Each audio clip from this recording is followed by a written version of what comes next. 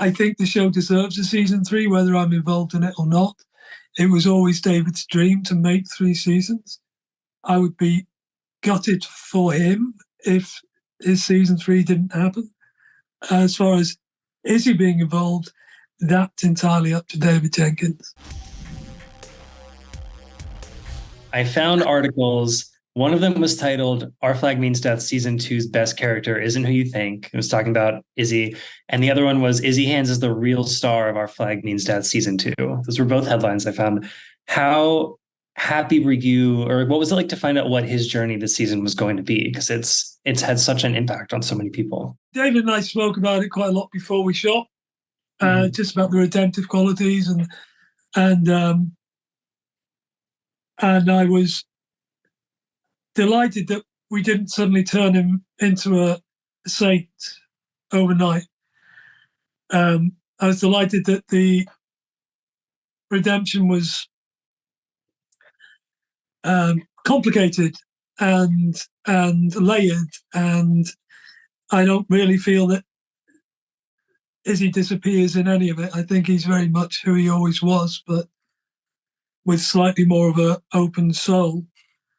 And I was so grateful to David and the writers for creating that arc that was playable rather than Hollywoodized and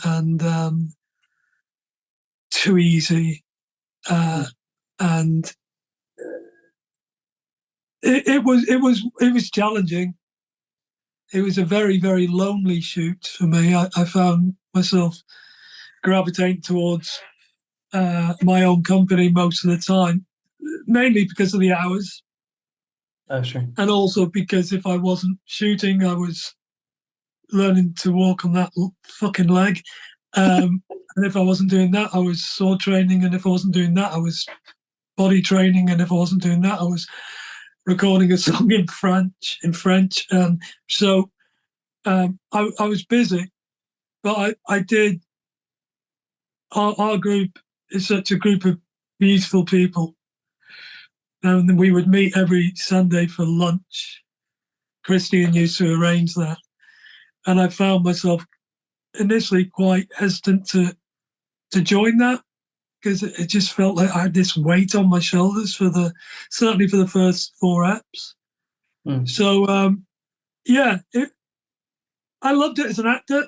I found it really challenging as a man on his own in New Zealand, where it rains. I'm a music nerd, kind of musical theater nerd. My favorite episode of this is the one where you're singing in it, and I loved those sequences so much. Obviously, your voice is insane. How did that? It's such a good character moment. But how did the decision to make that happen through singing, and specifically that song, come about? Did they write that for you because they knew you were a singer? We're all walking around backstage telling jokes, playing music, singing. That's just what happens when you shoot a show. And David called me up while I was in Wellington. Actually, I was in Wellington for a week shooting something else, and he called me up and he asked me, did I know La Vie en Rose? And I knew it vaguely, but I don't speak French at all. And then he mentioned that they were wanting to do it in an episode, and so I learned the English version, Dean Martin's version, and then they asked me if I could learn the French version, which I don't speak a word of French, not a word, but my partner does. And I had a friend who just played Edith Piaf, Jenna, and between the two of them, they taught me the French version of the song. And do you know what? If somebody had asked me prior to this, what song would Izzy sing? Yeah. La Vie en Rose would never have entered my head. And now there's no other song that fits. Yeah. That's the genius of David. David's very clever with music.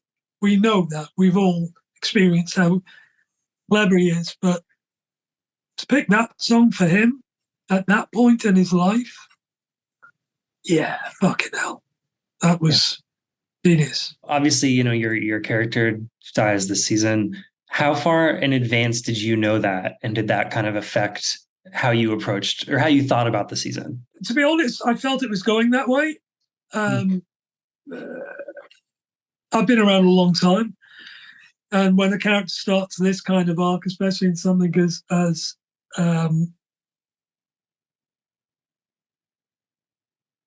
interesting as our show is, when David took me out for dinner, I kind of thought this was where it was going, and part of me was relieved. I'm not an actor who likes to just repeat,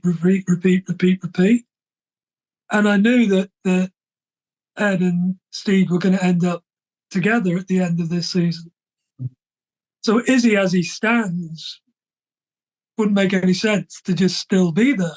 And so it was a relief that the decision was being made. I was a bit upset because I love playing him, but leave them wanting more, and I will be eternally grateful for what they gave me, how they played him out in the show, the beautiful speech they gave me, and the opportunity to do Libby and Rose, and the opportunity to die in Taika's arms, and to be able to honor that relationship.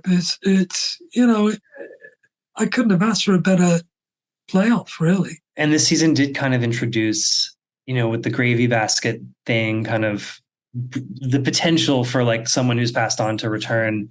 If there was a season 3, do you feel like there would be a dramatic, do you think your character would have anything else to impart on Steed or Blackbeard in kind of a similar scenario? He does ask David Jenkins. That I don't know where David wants to take it. Yeah. And I wouldn't preempt that with me making up stories for Izzy in flashback or ghosty Izzy or whatever, because I've no idea where David wants season 3 to go. I think the show deserves a season 3, whether I'm involved in it or not. It was always David's dream to make 3 seasons. I would be gutted for him if his season 3 didn't happen. As far as Izzy being involved, that's entirely up to David Jenkins. So much of this whole season and Izzy's journey is kind of his relationship with Edward and his love for Edward. And so much of the conflict is how much Edward is changing. Is there, to you, did you have an understanding of what version of Blackbeard of Edward that Izzy was kind of looking for and wanting to be around? That's a great fucking question, man. I think between season 1 and season 2, in the interim, Izzy experiences a broken Blackbeard, and a Blackbeard that's never going to go back to what he was because he's heartbroken. And everyone who's been heartbroken knows that they never go back to who they were. He just wants to fix Blackbeard.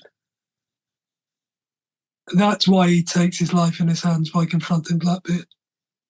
He just wants Blackbeard to be fixed, to find his soul again, to find his heart again.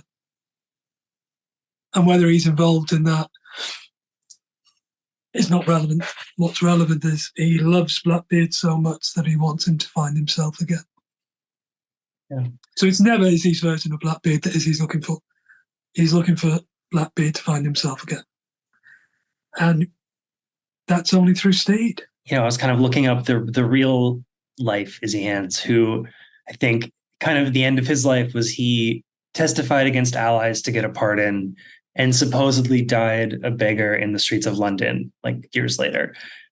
Would you have been interested in that, dramatically, if that was kind of how his story ended on the show? No, that's not our show. It's not our show. We're not a historical document of those times. And, if we were, they wouldn't have cast a guy in his 50s to play 16-year-old pirates. So, no, do you know what?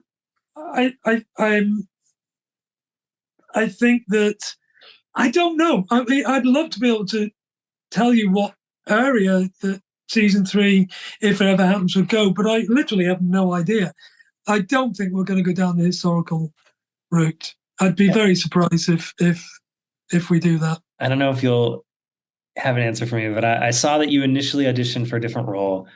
I personally feel like I love Taika so much. I feel like you would have also made a great Blackbeard. Is that who you were going for initially? Absolutely not, but thank you for saying that. I don't see anyone else as Blackbeard but Taika.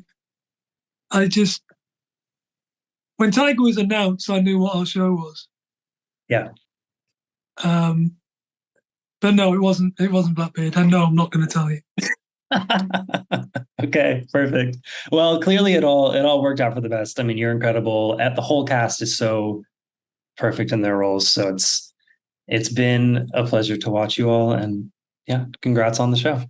Thank you so much.